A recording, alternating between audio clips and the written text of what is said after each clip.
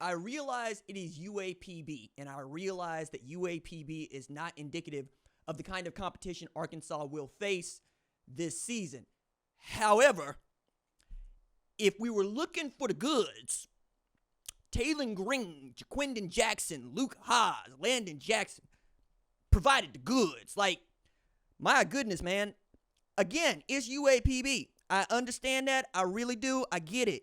But 70 points is 70 points, my guys. Like, I was watching Arkansas run through a UAPB like Swiss cheese. I'm watching Taylon Green operate this offense with jets and motions and shifts, and out there on the perimeter, like Vince Young out there on the perimeter. Big, long, lanky. You can't catch him.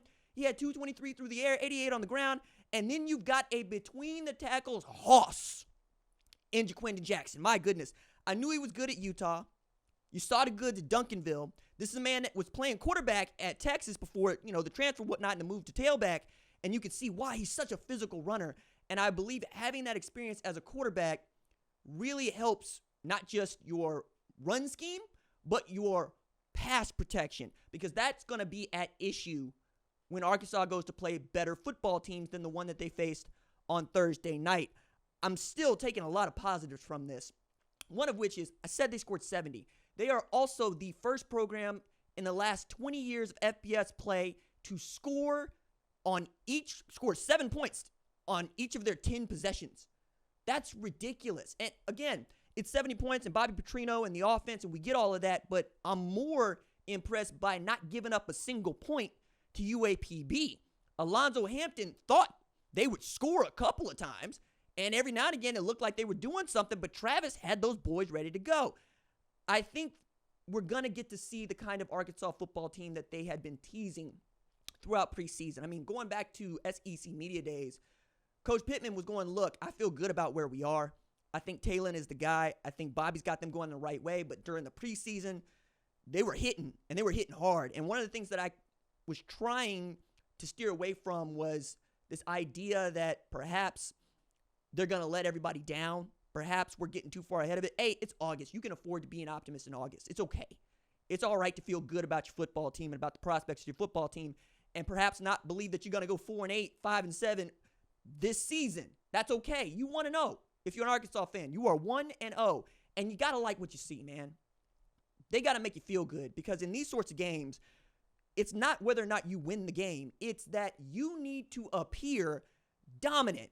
You have to give the appearance of dominance. You cannot give the appearance of any sort of weakness.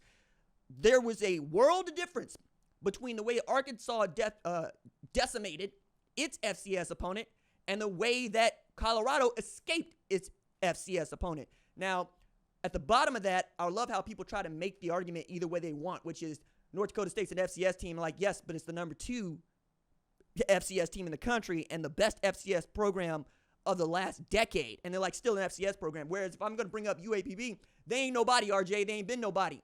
Okay, I hear all of this, man. You can't have it both ways is what I'm saying. Either you're going to take the win or you're not going to take the win. And in the age of the 12-team playoff, take the win.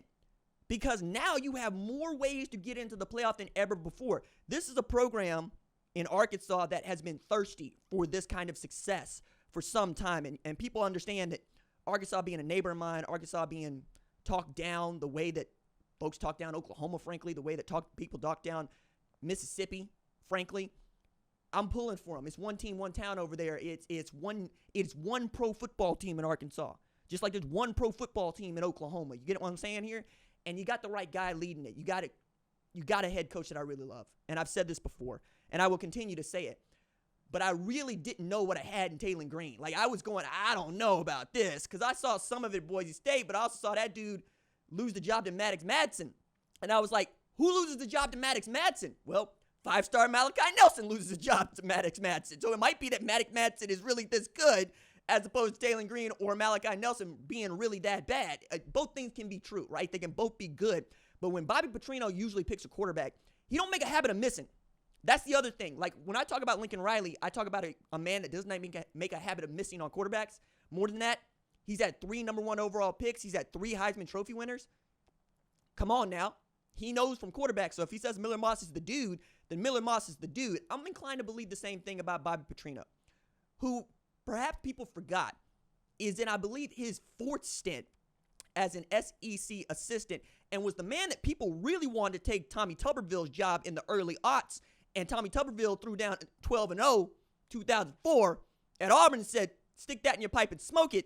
Bobby Petrino goes, all right, cool. I'll take a job at Louisville, and I will give the world perhaps the most exciting Heisman winner of my lifetime, because Louisville wasn't supposed to have no Heisman winners, and Lamar Jackson shows up out of nowhere. There are 2 players that have won unanimous NFL MVP in the history of the NFL. One of them is Tom Brady, the GOAT. The other one is Lamar Jackson. The offense that he runs is also not one for which a quarterback can be, shall we say, dumb. You got to be quick and you got to be smart to run that offense, because there's a lot going on. There's a lot of checking that you have to do. And now with the headset to helmet technology, that communication is going to get so much cleaner between Petrino and Taylor Green. And even then, you're going to be able to say, hey, take a look at this. I'm calling this play so you can get it to this person. This is your first read. And you're going to be able to do this at speed, at tempo. Really love what I saw from Arkansas. I thought one of the quotes that Coach Hampton gave, though, is going to get taken out of context, and I really wanted to address it, because he said they scored 70, but they ain't going to be able to take those 70 points to the SEC. I understand his meaning, because he followed with, we scored 0, we can't take any of them into the SWAC. He's saying it's a non-conference game. He's saying that, and as far as trying to compete in your respective conference for your respective championships, this game means nothing. And he's got a point to that. I understand where you're coming from with that, but I perhaps would not have worded it that way. I realize that it sucks to get beat down 70-0. It feels real high school football out there, and that's not what you sign up to be as a head coach of any college football program, let alone getting beat by the flagship university like you stole something. But I perhaps would have put it just a little bit differently if it was up to me. Now, again, I understand where he's coming from, but you can't afford to be that loose with your comments in a post game after you get beat down. Like, I would have kept it short. I'd have kept it simple. We lost. You know that. We know that. Arkansas is a very good football team, and wish them well the rest of their season. We're going to regroup for our first home game and be ready to go. That's all you had to say. Instead, you had to talk about what you can't take to the SEC. And what I got to tell you about that, dog, is something in there perhaps you just don't understand, but I got a hard time believing you don't understand, that you turned in the screw there on an Arkansas football team that ain't picked to finish very high in the SEC. On an Arkansas football team that really has a lot to prove this season, and for a head coach that many people believe is coaching for his job in this year. It's a lot to put out there after a loss. Now, again, I'm looking around, I'm going, if you are Arkansas, you're going, okay, cool, he said what he said, but we still got to get set for what we got to do. And that's right, because Oklahoma State, Arkansas is going to be a really interesting game, especially knowing what Oklahoma State's going to face in the number 1 team in FCS on Saturday in South Dakota State. Their schedule doesn't really have any let up in it either. So maybe you were able to get an Oklahoma State squad that might be coming off of a really tough ball game against South Dakota State. I don't think anybody's picking Oklahoma State to lose this one, but it would not shock me to see that it goes not unlike the way it went for Colorado versus North Dakota State. Now, I think Oklahoma State is a much better football team overall with a star at tailback than Colorado. However, you can't afford to play with the Jackrabbits. The Jackrabbits are riding a 29-game winning streak.